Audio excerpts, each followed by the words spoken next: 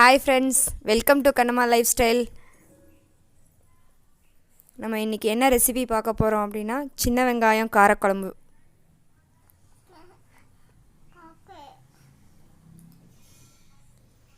இதுக்கு தேவையான இன்க்ரீடியண்ட் என்ன அப்படின்னா,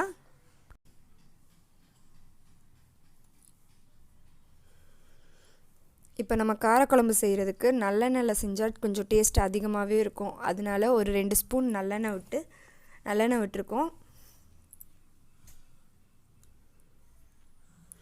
1 டேபிள் ஸ்பூன் கடுகு,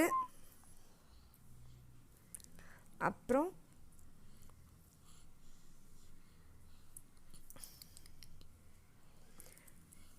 உளுந்தம்பருப்பு கொஞ்சம்,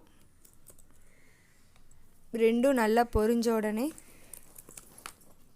கருவேப்பிலை, ஒரே ஒரு வரமிளகாய் பிச்சு போட்டிருக்கோம்.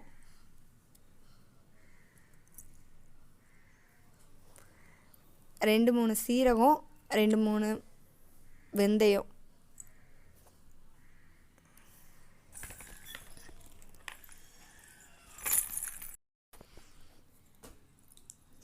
இப்போ கடுகு உளுந்தம்பருப்பு எல்லாம் நல்லா பொரிஞ்சு வந்த உடனே நம்ம நறுக்கி வச்சுருக்க சின்ன வெங்காயம் போட்டு வதக்கணும். அது நல்லா வதங்குற வரைக்கும் வெயிட் பண்ணணும்.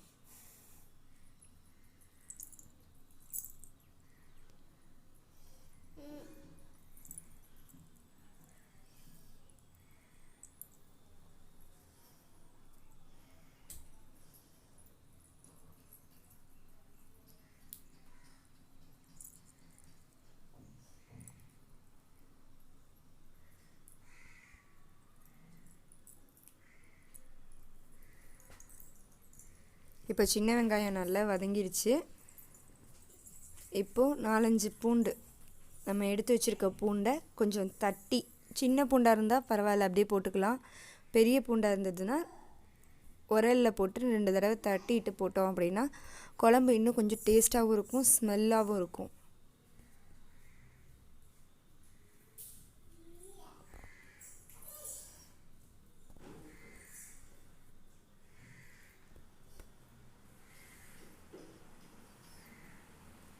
பூண்டும் நல்லா வதங்கின உடனேவும் நம்ம நறுக்கி வச்சுருக்க சின்ன பழம் 2 தக்காளி பழம் நறுக்கி வச்சுருக்கோம். அந்த 2 தக்காளி பழத்தையும் போட்டு வெங்காயம் தக்காளி வேகமாக வதங்குறதுக்காக தேவையான அளவு கொஞ்சம் உப்பும் போடணும்.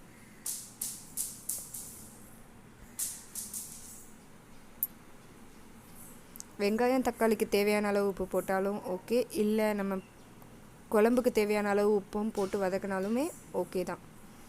இப்போது நம்ம வீட்டில் ரெடி பண்ணி வச்சுருக்க குழம்பு மசால் பொடி 2 டேபிள் ஸ்பூன் போட்டிருக்கோம்.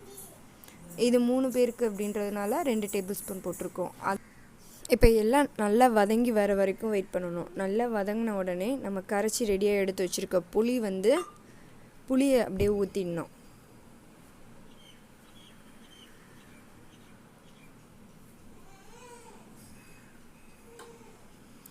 புளி விட்டோடனே எண்ணெய் எல்லாம் பிரிஞ்சு வர வரைக்கும் வெயிட் பண்ணணும். வெயிட் பண்ணிவிட்டு குழம்புக்கு தேவையான அளவு உப்பு சேர்க்கணும்.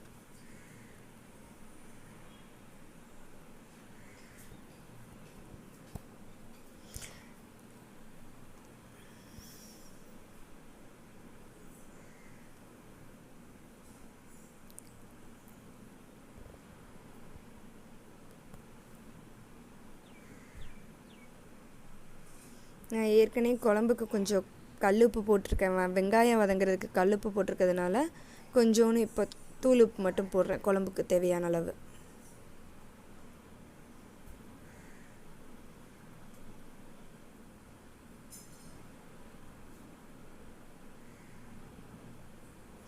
இது லைட்டாக கொதி வருது.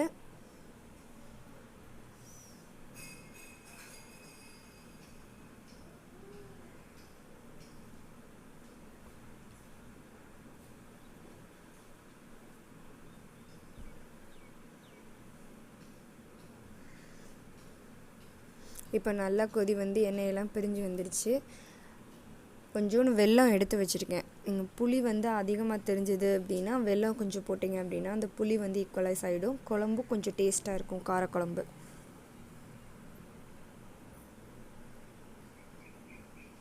இப்போ நல்லா நமக்கு காரக்குழம்பு ரெடி ஆயிடுச்சு. இது கொஞ்சம் நல்லா சுண்ட விட்டோம் அப்படின்னா 1 வாரம் வரைக்கும் கூட வச்சுக்கலாம்.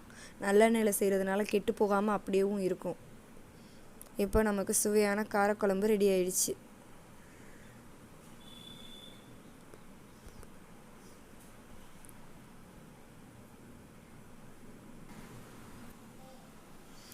உங்களுக்கு இந்த சுவையான காரக்குழம்பு பிடிச்சிருந்துச்சுன்னா லைக் பண்ணுங்கள், ஷேர் பண்ணுங்கள், சப்ஸ்கிரைப் பண்ணுங்கள். தேங்க்ஸ் ஃபார் வாட்சிங்.